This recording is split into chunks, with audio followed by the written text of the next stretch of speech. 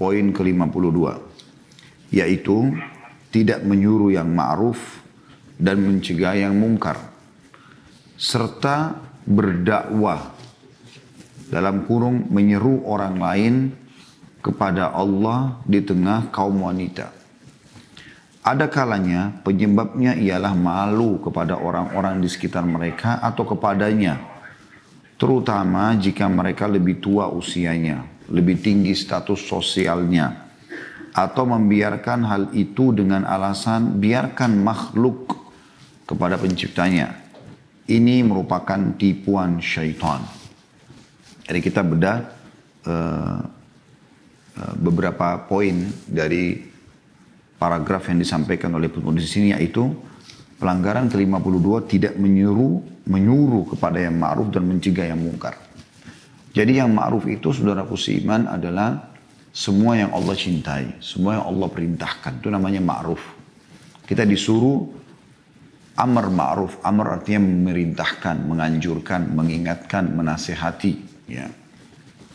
Dan mencegah yang mungkar. Mungkar adalah semua perbuatan, perkataan, sikap yang dibenci oleh Allah. Kita disuruh mencegah itu. Maka kata beliau, tidak menyuruh yang ma'ruf dan mencegah yang mungkar. Serta berdakwah, ya, atau menyuruh atau menyeru orang lain kepada Allah di tengah kaum wanita. Jadi dia tidak menyuruh kepada kebaikan, tidak melarang dari kemungkaran. Pada saat dia lihat teman-temannya sedang berbuat salah, dia biarkan saja. Ya. Dia biarkan. Gitu kan. Begitu juga dia tahu sebenarnya hukumnya, ini nggak boleh. Tapi dia nggak larang pada saat orang melakukan pelanggaran. Nah ini pelanggaran ke-52, lalu dikatakan sebabnya. Ada kalanya penyebabnya ialah karena malu kepada orang-orang di sekitar mereka. Atau kepada orang yang sedang ingin diingatkan. Padahal malu itu baik dalam setiap keadaan kecuali dalam hal seperti ini. Kita harus, teman-teman sekalian, tidak boleh malu dalam meluruskan kesalahan orang dan juga tidak boleh malu dalam melarang, dalam mengingatkan kebaikan. Sebagaimana juga kita dalam menuntut ilmu tidak boleh malu. Tapi selain daripada hal-hal ini, hal-hal positif seperti ini, Anda dianjurkan malu. Bahkan kata Nabi SAW, malu tidak mendatangkan kecuali kebaikan. Gitu kan. Tapi di sini tidak boleh orang malu dalam mengingatkan kebaikan. Mungkin karena malu atau ya mungkin terutama ya dikatakan sini terutama jika mereka yang mau diingatkan kesalahan lebih tua usianya atau lebih tinggi status sosialnya. Atau poin yang lain ada hal atau membiarkan hal itu dengan alasan biarkan makhluk dengan penciptanya. Maksudnya sudahlah biarkan dia masuk neraka terserah dia, dia buat salah terserah dia. Dia nggak berbuat kebaikan terserah dia. Ini nggak boleh juga dalam Islam. Kita nggak boleh masuk surga sendirian. Kita harus bisa mengajak orang lain bersama kita. Itu fungsi utama dari amar ma'ruf dan nahi mungkar. Penulis mengangkat dalil setelah mengatakan kalau ada orang wanita ataupun laki-laki sama, tapi karena kita bahas masalah wanita, ya kebanyakan mereka kalau teman-teman dulu gosip, mereka malah tidak ingatkan. Kalau mereka sedang memfitnah, mereka nggak ingatkan. Ya, yang paling sering itu masalah fitnah, menjatuhkan orang lain, mencela. Nah itu. Ya. Atau mungkin ada di antara teman-temannya yang duduk di situ tidak tutup aurat, tidak sholat, dia tidak ingatkan. Allah Subhanahu wa taala menjadikan amar ma'ruf nahi mungkar adalah prinsip dasar juga agama ini, salah satu prinsip dasar agama ini. Penulis mengangkat dalilnya adalah surah At-Taubah ayat 71. A'udzu billahi minasyaitonir rajim. Wal mu'minuna wal mu'minatu ba'dhuhum awliya'u ba'd. Ya'muruna bil ma'rufi wa yanhauna 'anil munkari wa yuqimuna as-salata wa yu'tuna az-zakata wa yuti'una Allah wa rasulahu. Ulaika sayarhamuhumullah innallaha azizun hakim. Artinya, dan orang-orang yang beriman, baik lelaki ataupun perempuan, atau lelaki dan perempuan, sebagian mereka adalah menjadi penolong sebagian yang lain. Yaitu mereka menyuruh mengerjakan yang ma'ruf. Itu pertolongan kita buat orang lain supaya bantu dia agar dia melakukan ketaatan supaya dia selamat dunia selamat akhirat. Dan mencegah dari yang mungkar. Kalau berbuat salah, diingatkan. Supaya jangan kemungkaran itu menjadi seperti sebuah virus yang terus akan merusak tatanan masyarakat kalau dibiarkan. Contoh misal, kalau ada satu orang tidak pakai hijab dalam majelis kita, kalau kita nggak ingatkan, kita nggak sempitkan perbuatan mungkar dia itu, nanti itu akan menjadi virus. Bisa merembet kepada orang yang lemah imannya di antara teman-teman yang lain. Akhirnya yang kedua buka jilbab, yang ketiga. Nanti lama-lama semua buka jilbab ya, atau didominasi oleh orang yang tidak pakai jilbab misalnya. Contoh, ada satu orang tidak sholat, tidak ditegur sama sekali. Ya sudahlah terserah dia sama Allah. Gitu kan. Dibiarin aja. Maka ini akan jadi virus. Nanti akan ada temannya 2 orang ya, yang bergabung sama maksudnya jadi 2 orang. Dia sama 1 orang temannya. Nanti jadi 3 orang. Lama-lama itu saya tidak sholat. Ini bahaya sekali kemungkaran kalau dibiarkan. Oleh karena itu harus diluruskan.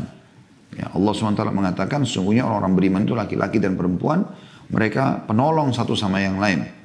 Yaitu menyuruh mengerjakan yang ma'ruf, mencegah dari yang mungkar, kemudian mereka mendirikan sholat, menunaikan zakat, dan mereka taat kepada Allah dan Rasulnya. Mereka itu akan diberi rahmat oleh Allah. Sesungguhnya Allah maha perkasa lagi maha bijaksana. Artinya, kalau mereka saling bantu-membantu dalam kebaikan, mereka saling memotivasi untuk berbuat ma'ruf, mereka saling motivasi agar mencegah kemungkaran, maka dipastikan Allah Subhanahu wa taala akan merahmati mereka. Rahmat Allah luas. Maksud dalamnya adalah memenuhi segala kebutuhan, rezekinya akan diluaskan. Kata penulis, tentu nanti kita selesaikan dulu baca apa yang dulu sudah penulis, kita tinggal 1 paragraf. Kemudian nanti insya Allah akan panjang lebar kita jelaskan dari paparan tentang masalah amar ma'ruf nahi munkar ini insyaallah. Kata beliau, di antara sarana dakwah ialah menyebarkan kaset dan buku Islami, menyampaikan kata-kata yang terarah dan nasihat yang terkesan di perkumpulan kaum wanita. Tentu kenapa di sini disebutkan masalah kaset oleh penulis, karena buku ini termasuk buku yang ditulis di saat memang kaset masih ya digunakan ya. Setelah itu kan pindah ke CD, kemudian DVD, kemudian pindah sekarang sudah ke medsos yang lebih canggih ya.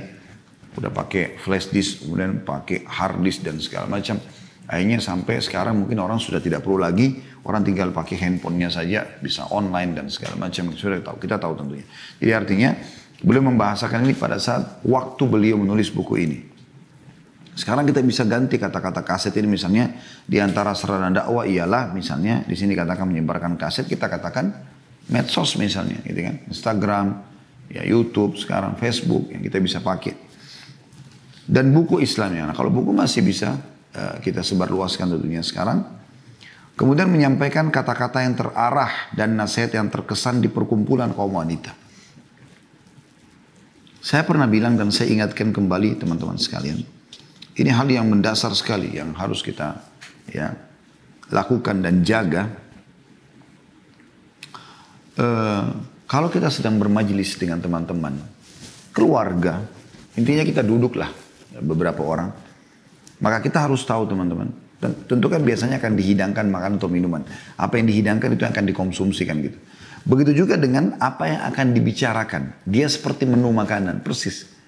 Siapa di antara orang yang duduk itu memulai pembicaraan, dan pembicaraan itu ditata dengan sedemikian rupa, maka dia akan jadi menu pembicaraan. Kalau misalnya ada 4 orang duduk, ada 1 orang fasik, ada 1 orang baik. Yang duanya mungkin orang biasa. Enggak fasik, enggak juga baik. Ya. Sedang-sedang saja gitu. Di sini, orang yang fasik atau orang yang baik ini, orang yang saleh atau salihah, ini akan tergantung siapa yang lebih dulu membuka pembicaraan. Kalau yang fasik memulai menceritakan tentang pergaulannya dengan lawan jenis, dengan nikmatnya merokoknya, dengan minuman kerasnya, duduk di kafe ini, karaoke itu, maka nanti yang 2 itu akan terpengaruh. Bukan mustahil juga yang baik ini, yang solehah juga akan terpengaruh. Tapi kalau yang solehah lebih dulu melemparkan menu perkataan, sambil mengatakan, kemarin tuh saya ikut di pengajian, walaupun misalnya online, atau saya baca buku, atau saya dengarkan rekaman, ternyata ada pendapat, ada hadits Nabi SAW bunyinya begini ya. Ada kisah seorang soleh yang bernama ini dan kisahnya begini ya. Itu nanti akan jadi menu. Nanti akan ditanggapi oleh teman-temannya dan bisa saja ketiga orang itu menjadi baik. Jadi apa yang beliau sampaikan di sini penting, ya, yaitu menyampaikan kata-kata yang terarah dan nasihat yang atau berkesan di perkumpulan kaum wanita.